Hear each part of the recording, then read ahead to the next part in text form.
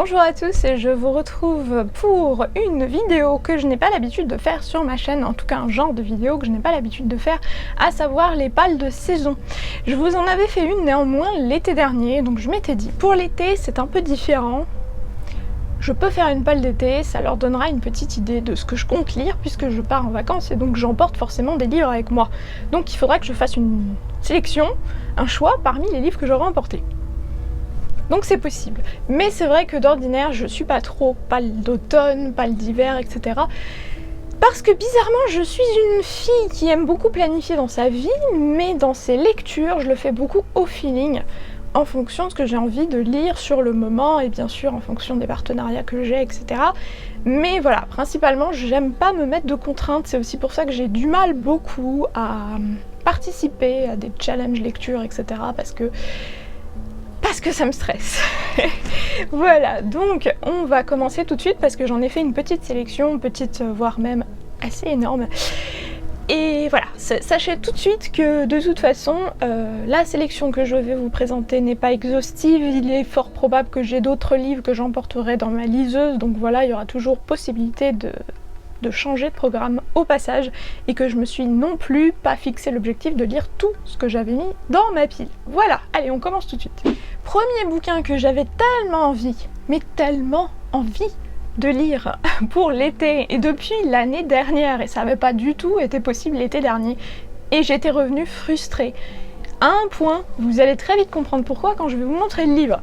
Outlander, le tome 2, puisque voilà, je voulais absolument pouvoir lire ce bouquin parce que la saison 2 recommençait cette année, effectivement la saison 2 a repris, et j'ai pas pu la regarder parce que je veux absolument lire les livres avant, donc voilà, tout le monde est dans l'excitation de la saison 2, qui s'est maintenant achevée apparemment, et je ne l'ai toujours pas vue, donc j'espère bien pouvoir enfin me remettre à Outlander pour pouvoir faire ça, voilà, reprendre le train en marche. Et en plus de ça, voilà, c'est la période l'été, je sais pas pourquoi, j'ai envie de cette ambiance toute particulière qu'a créée Diana Gabaldon. C'est vraiment quelque chose de relaxant, de reposant, et même s'il y a pas mal d'action et pas mal de rebondissements, mais je sais pas pourquoi, c'est une sorte d'évasion pour moi, donc j'espère fortement pouvoir trouver le temps de lire ce livre. Et après tout, les vacances, c'est fait pour ça. Qui dit été, dit lecture doudou, et forcément il fallait faire sortir ce genre de livre. La pâtissière de Long Island par Sylvia Lott aux éditions Piranha. Ça c'était un bouquin que j'avais repéré il y a pas très longtemps quand j'étais partie à Cultura, je crois, j'avais déambulé un peu comme ça pour me remonter le moral entre les allées et du coup j'avais flashé sur ce bouquin. Donc en tout cas il a l'air vraiment magnifique. Voilà, la couverture rose, enfin je sais pas, striée comme ça, je trouvais que c'était vraiment super classe dans une bibliothèque. Et le résumé aussi m'a encore plus donné envie puisqu'il s'agit d'un roman historique. Voilà, vous imaginez mon état dans lequel je me suis mis. Un roman historique. Bref. Voilà, en plus de ça, ça se passe dans les années 30 aux États-Unis, avec une jeune fille qui va vouloir ouvrir une pâtisserie.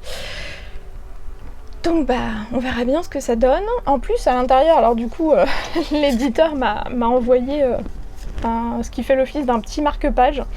Et à l'intérieur, il y a une recette de cuisine du fameux cheesecake dont il est question dans ce roman. Donc je me suis dit ça serait sympa que je puisse vous lire le livre, vous faire la chronique et en même temps pourquoi pas après vous faire la recette parce que le cheesecake c'est aussi une très bonne pâtisserie pour l'été, donc pourquoi pas. Voilà, on va continuer parce que sinon cette vidéo va durer 40 minutes et bref. Voilà. Été toujours, lecture d'été, le tome 2 de Dimly, donc Did I Mention I Need You, cette fois-ci par Estelle Mascame aux éditions Pocket Jeunesse. Je vous avais présenté le tome 1 il n'y a pas très longtemps, mais c'était encore en hiver, en même temps l'hiver s'est achevé. Ah bon, il s'est achevé. Il s'est achevé il n'y a pas très longtemps, donc voilà, je vous avais dit que c'était une très belle lecture aussi pour l'hiver quand vous vouliez vous changer les idées de cette grisaille ambiante et que vous imaginiez un endroit très ensoleillé, etc. Puisque le tome 1 se passait à Los Angeles. Cette fois-ci, comme la couverture l'indique, je pense que ça va se passer à New York. Mais malgré tout, voilà, c'est de la romance et je pense que ça peut être vraiment sympa et que ça se lit très vite. En tout cas, si c'est comme le tome 1, ça fait un peu plus de 300 pages. Donc Voilà. Lecture cette fois-ci plus adulte et historique encore, dans la chaleur de l'été, le titre s'y prête absolument, par Vanessa Lafay aux éditions Belfond. Je vous l'avais présenté il y a quelques mois il me semble, donc ça devait être dans le book haul du mois de mai. C'est un roman historique qui raconte le retour des soldats noirs américains après la Première Guerre mondiale aux États-Unis. Donc voilà, ils étaient venus se battre en Europe et ils sont repartis chez eux. Là en l'occurrence ils reviennent en Floride et manque de bol pour eux, évidemment, ils retrouvent la ségrégation. Et voilà, hein, ils sont plus soldats et vétérans de guerre, mais ils sont simples noirs discriminés aux États-Unis et plus particulièrement dans le sud des États-Unis, voilà, dans les années fin des années 10, donc 1917. Donc vous savez que c'est un thème qui me tient très très à cœur. Et j'espère pouvoir le lire cet été. En tout cas, je pense qu'il n'y a pas meilleure saison vu le titre. On verra bien. Alors ce livre-là, j'ai vu que le tome 2 était sorti il n'y a pas très longtemps, donc je me suis dit il est temps de faire sortir le tome 1, Sunshine, par Paige Mackenzie aux éditions Hachette Black Moon. Voilà, c'est un truc un peu plus paranormal cette fois-ci, donc pourquoi pas? Pourquoi pas, en été, ça peut être sympa, surtout qu'en ce moment je suis pas mal dans les vidéos YouTube en fait, sur les chasseurs de fantômes, etc. Et donc ça s'y prête fortement, donc on verra bien si ça me plaît, si j'ai le temps de le lire déjà, et pourquoi pas si je tombe complètement accro de cette série. Et ce sera également l'occasion de découvrir la série sur YouTube, puisque c'est adapté à partir d'une série qui est diffusée sur YouTube à la base. Autre roman de chez Hachette Black Moon qu'il est fortement temps que je sorte de ma palle, il s'agit de Captive les nuits de Scheherazade, donc le tome 1. Donc c'est même pas Hachette Black Moon, non, c'est Hachette tout court, Hachette roman, pardon, puisqu'il n'y a pas grand chose de science-fiction dedans, il me semble. Par René Adier. Voilà, ça c'était un bouquin que j'avais repéré depuis qu'il était sorti en VO, depuis l'été dernier, justement. Et quand il était sorti en VF, je m'étais littéralement précipitée le premier jour de sa sortie. J'avais été à Gilbert Joseph pour pouvoir aller le chercher, parce que j'avais vu qu'il y avait une alerte occasion, dès le premier jour. Merci le retour des services presse. Et donc, voilà, j'étais allée le chercher dès le premier jour, et vous constaterez qu'il est encore dans ma palle. C'est l'histoire de ma vie. Un roman, alors cette fois-ci qui n'est pas forcément très joyeux pour l'été, je vous avouerai, mais c'est un partenariat et ça fait un moment que je l'ai, il faut absolument que je le fasse sortir de ma palle. Il s'agit de Tout plutôt qu'être moi, par Ned Vizzini aux éditions La Belle Colère. C'est un roman qui nous parle de la dépression, des pensées suicidaires, etc. Voilà, c'est absolument magnifique et joyeux pour l'été, oui, mais bon. À ce qui paraît, en plus de ça, c'est encore plus touchant parce que l'auteur lui-même était dépressif depuis de très longues années et malgré l'écriture de ce roman, il a fini par se suicider. Donc, je sais pas ce que ça augure pour mon été, mais il faut que je le lise. Voilà, souhaitez-moi du courage. Autre livre qu'il est temps que je fasse sortir de ma palle très très urgemment, ne serait-ce que parce que c'était un service presse et qu'il est encore dans ma palle. On va me mettre le bonnet d'âne, voilà, le truc de la honte sur moi. Il s'agit de Bad, le premier tome, donc Amour interdit, par Jake Ronover aux éditions Harlequin.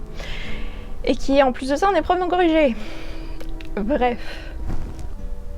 C'est du new adulte, apparemment c'est du new adulte assez particulier par rapport au new adulte classique, puisque là c'est pour de coup de vrai bad boy, puisque c'est un garçon qui sort de prison, littéralement.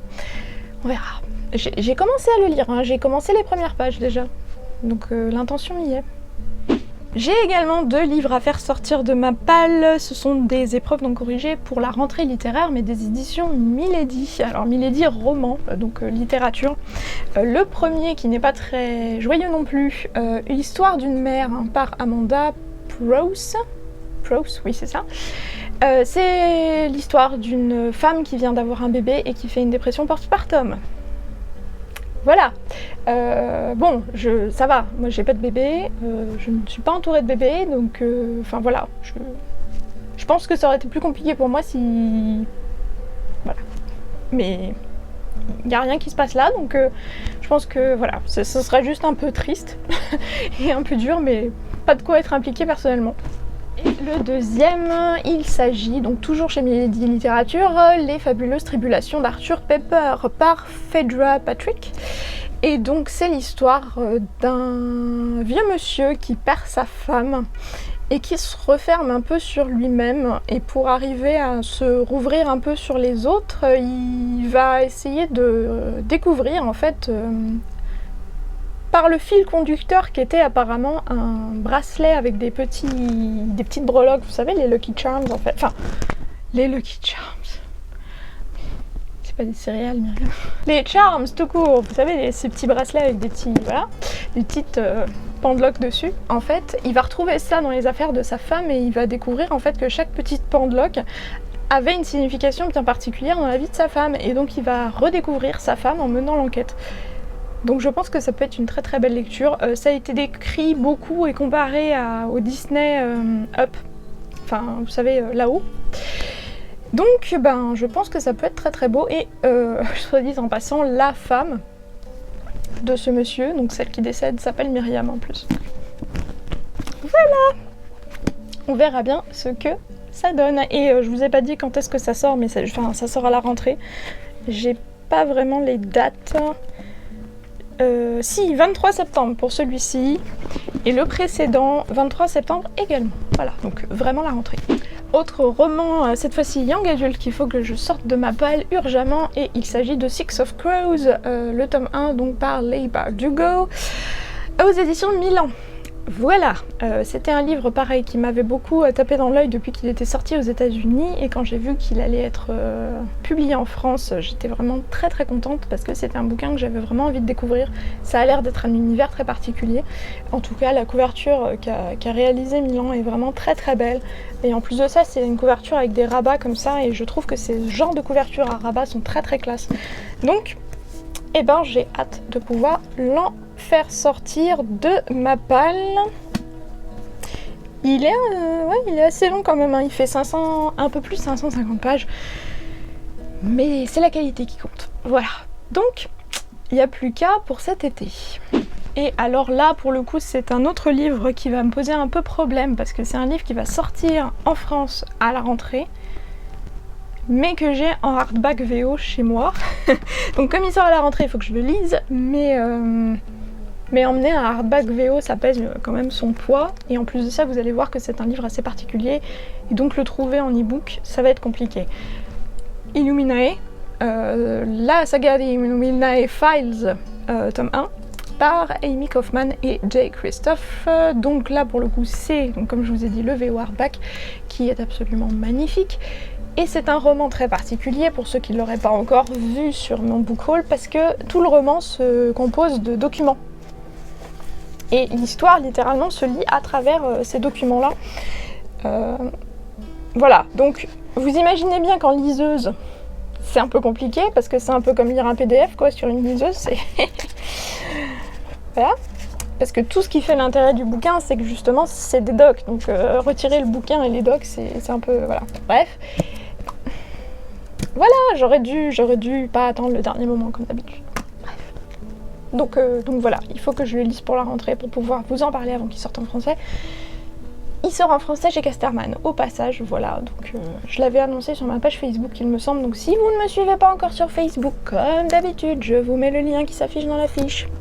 Allez-y, parce qu'il y a pas mal d'annonces comme ça qui sortent sur des bons plans, etc.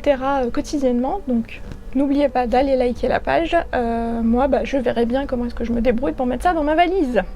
Voilà, vous l'aurez compris, ça fait déjà pas mal. Je pense que ma valise va encore être serrée bien comme il faut. Je ne sais pas comment est-ce que je vais faire pour caser tout ça, sachant qu'en plus de ça, comme je vous l'ai dit, c'est pas forcément une liste finalisée. Il me reste encore quelques jours. Alors au jour où vous verrez cette vidéo, je serai probablement déjà en vacances, mais voilà, au moment où je vous la tourne, elle n'est pas encore tout à fait finalisée, donc c'est à peu près une idée de ce que je pourrais emmener.